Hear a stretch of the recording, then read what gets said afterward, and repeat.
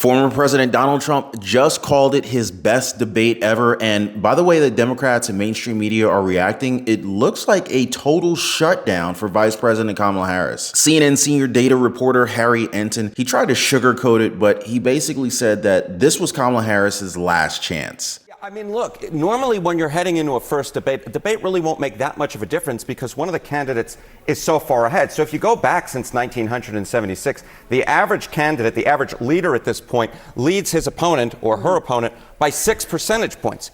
But look how close we are right now. We're just a 2-point race. While debates oftentimes really won't matter because the fact is one candidate is so far ahead, this is one of those rare debates that actually could matter because the race has been consistently close. Not just nationally where we see right now Harris up by just 2 points, well within any margin of error, but in those key battleground states as well. You know, I was talking with our dear colleague John yesterday in the key battleground state or key Commonwealth of Pennsylvania, it was a tie, right? It was 0 points that separated the two contenders. So the bottom line is, while debates oftentimes won't matter, this is a year in which this potentially sole debate between Harris and Trump really could matter. Yeah, I mean, this is within the margin of error. Yes. So it can't be tighter. I think I think before you talked about this being historically tight.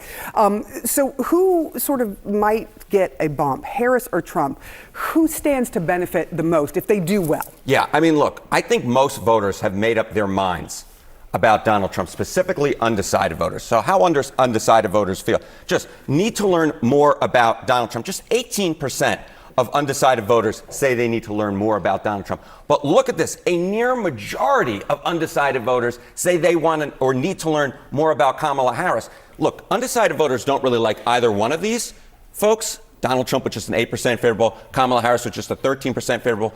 But the bottom line is there's a lot more room for movement for Kamala Harris than there is for Donald Trump. So the real question tonight is, can Kamala Harris seize this opportunity, seize the spotlight, put to rest fears that they may have about her? Because the bottom line is undecided voters have already made up their mind about Donald Trump. They're waiting to make up their mind about Kamala Harris, and how they do so can make all the difference in the world at the end of the day come November. You heard him, guys. Desperate Democrats, they're trying to sway the undecided voters, and it's showing in their rhetoric and their media. I mean, it's just kind of ridiculous to think that anybody is still undecided at this point. Most Americans don't really need to watch the debate anymore because at the end of the day, it's about actions, not about word salads. But still, they're trying their best to distract the people from the truth. But like I said before, guys, desperate people are dangerous people. Remember that. And these days, there's nobody more desperate than the Democratic Party. I mean, just look at how ridiculous CNN host Boris Sanchez looked when Republican Congressman Byron Donalds shut down his embarrassing talking point. Talking about her identity, frankly, nobody is. She might try to bring it up, but that doesn't matter to the American people. It's one of the reasons why her support in this race might be broad, but it's an inch deep, because she's not talking policy. She's not talking about the things that are going to help the American people. Respectfully, Congressman, he was the one that brought it up initially unprompted.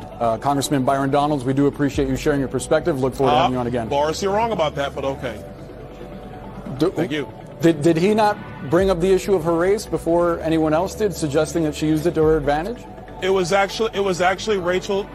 Boris, it was actually Rachel Scott of ABC at the National Association of Black Journalists that asked him about whether he thought she was a DEI hire or not. So Rachel Scott is the one that brought race and identity. Actually, she was quoting Republicans who have brought that up. She asked that question. She was citing Republicans who have brought that up. Did Rachel Scott ask that question of Donald Trump or not?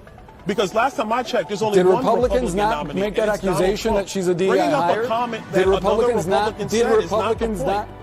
It is. It is. If another Republican says something and they're within your party, I think it's fair to ask you what you think about it. Let's talk about this appropriately now. We are. Boris, let's talk about this appropriately.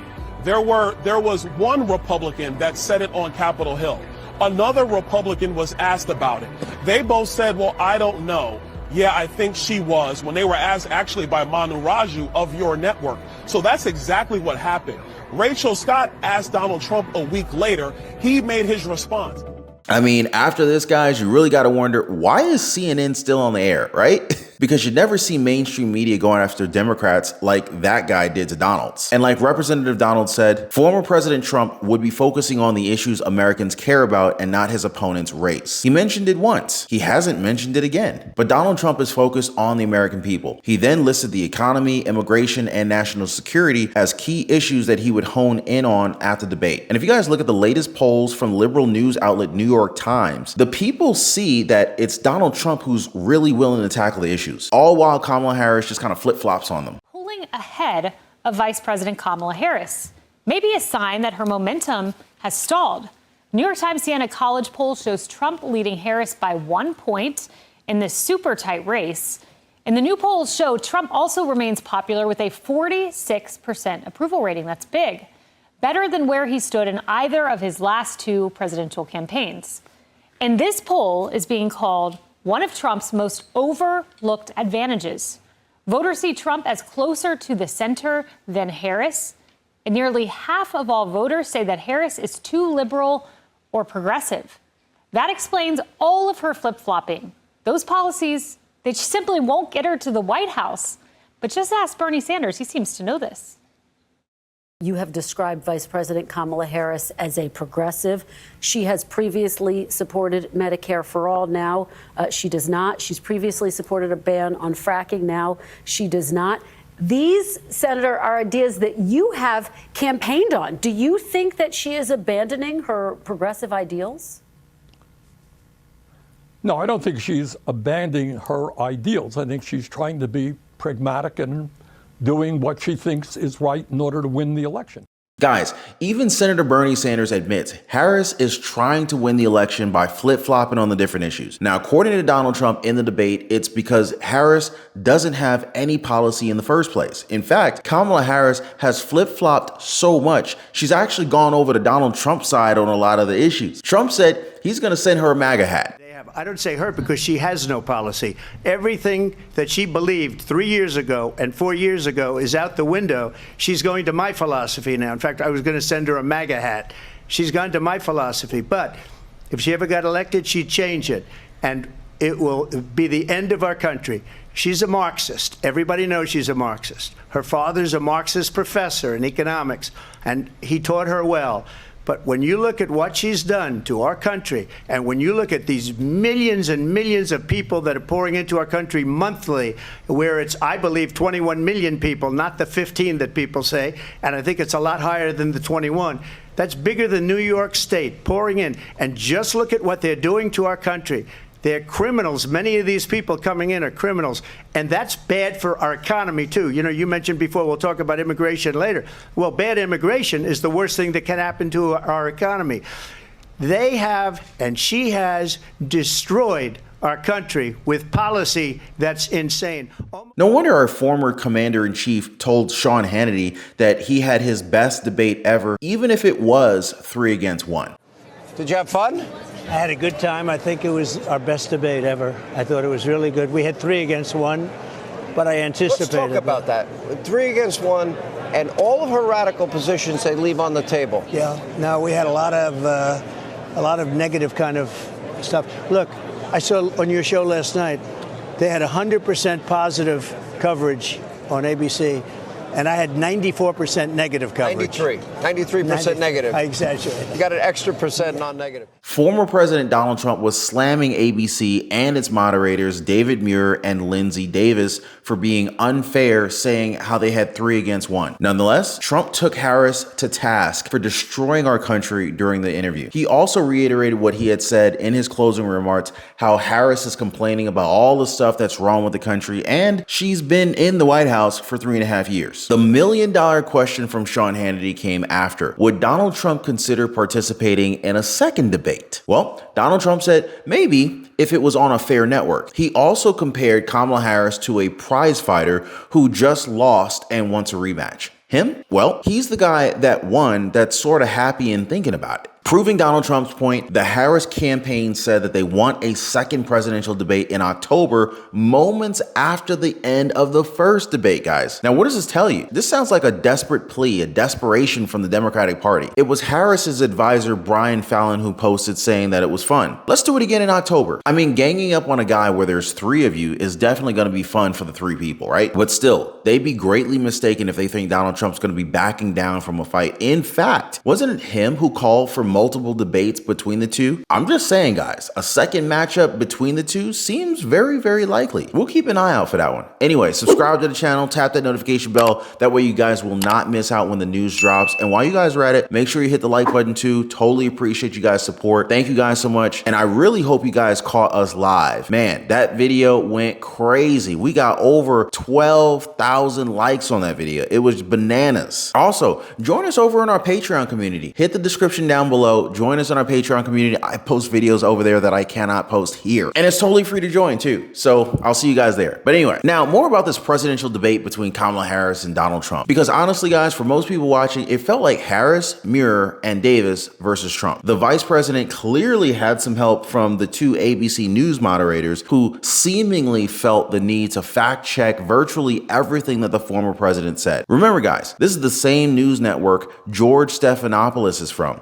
The same guy who's facing the whole defamation suit for saying that Donald Trump had raped E.G. Carroll. Totally not true, but yeah, guys, anybody could see Vice President Kamala Harris gaining her renewed confidence as Donald Trump had to face relentless questioning from herself and moderators David Muir and Linsey Davis. Senator Lindsey Graham said that the moderators might as well be on the DNC payroll, while conservative media personality Ben Shapiro said that they were a disgrace to their profession. Conservative talk show host Megyn also weighed in, saying that these moderators are a disgraceful failure and this is one of the most biased, unfair debates she's ever seen. Now, if you ask me, guys, Harris may have very well tag teamed her way through the debate with Donald Trump. But seriously, guys, with just 50 plus days before the election, it isn't at all clear that this debate will fundamentally impact the outcome on November. What's really clear to me, though, is what Donald Trump said in his closing statement. Voters remain angry about the direction the country is headed in, about the performance of both President Joe Biden and Vice President Kamala Harris, as well as which candidate that they trust more on the top two or even three issues facing the country: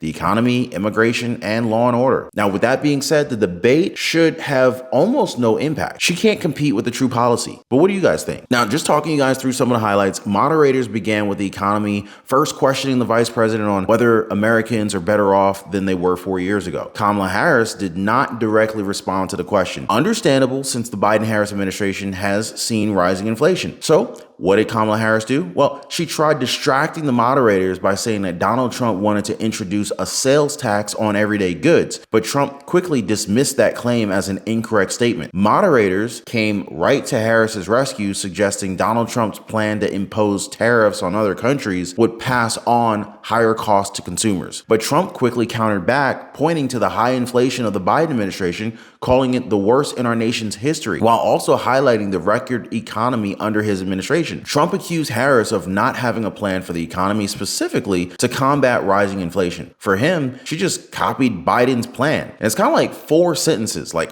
run, spot, run for sentences that are just, oh, well, we'll just try and lower taxes. But basically, she doesn't have a plan. Harris fired back, saying Donald Trump has no plan for you, and instead offered Americans what she's calling an opportunity economy. That's when Donald Trump slammed Kamala Harris very hard on her lack of clear policies, basically saying her past record and pretty much everything that she's believed 3 years ago and 4 years ago is now out the window. He even mentioned how the vice president is going to his philosophy now, and that he, in fact, was going to send her a MAGA hat. So Trump also accused Kamala Harris of being a Marxist and said that if she is elected, her policies will change and it will be the end of our country. Donald Trump then went into the issue of border security, illegal migration into the United States, saying policies of the Biden-Harris administration have been been a complete disaster for the country with record high illegal migration. He continued by suggesting that those Harris-Biden policies have essentially destroyed our country and said that they have a policy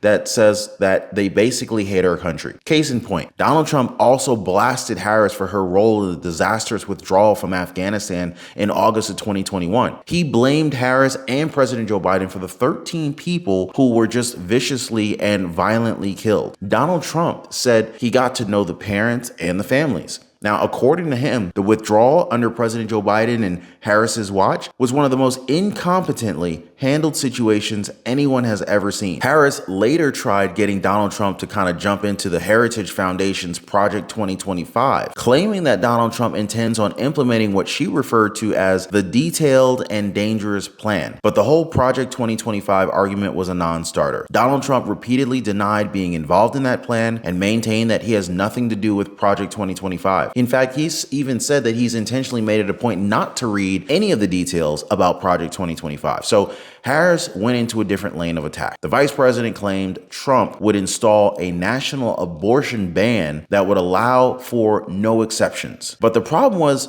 Trump just said moments before that he believes in exceptions for abortion, including rape, incest, and life of the mother. Not to mention, our former president has also repeatedly said that he would not sign a national abortion ban and praised the Supreme Court overturning the landmark Roe versus Wade decision, bringing the issue back into the states. So it's not even Donald Trump that would make the call. He left the decision to the states. He even said in his rebuttal that he does not support a national abortion ban and that Kamala Harris's comments were an absolute lie. So yeah, guys, if anyone tries to tell you otherwise, you can quote Trump's exact words. As far as the abortion ban, no, I'm not in favor of an abortion ban, but it doesn't matter because this issue has now been taken over by the states. Now, if only that would sink in with Kamala, because it was kind of like she didn't hear him. Instead, she insisted later that there would be a national abortion ban if Trump is elected, even though he quickly debunked that already and falsely said there would be a monitor that would be monitoring your pregnancies, your miscarriages. Wow, completely fabricated, guys. She made all this stuff up. She didn't even stop there, though. Harris went on the topic of January 6th and accused Donald Trump of inciting a violent mob. But then Donald Trump refuted that. He quickly answered back and stressed that he urged protesters to demonstrate peacefully and patriotically. He also called out then House Speaker Nancy Pelosi and D.C. Mayor Muriel Bowser for ignoring his offer for 10,000 National Guard soldiers. Trump said Pelosi was responsible for January 6th. Not him. So yeah, guys, if you ask me, this debate was a total shutout masterfully done by former President Donald Trump, regardless of what mainstream media is trying to do to spin it. Do you guys agree? Drop me a quick yes or no in the comments down below. We'll be sure to discuss this on a follow-up video soon. In fact, I already have a very related video of Kamala Harris trying to stage a supposedly random campaign visit, but it turns out it's all been staged. Even the store she visited openly hates Republicans. For real, guys, make sure you guys check that video out right after this one. Go to my channel, hit the videos tab, check that video out right now. Now, one last thing before you go, I just want to say thanks for watching. Thank you for hitting the like button and subscribing to the channel. I'll see you guys next time.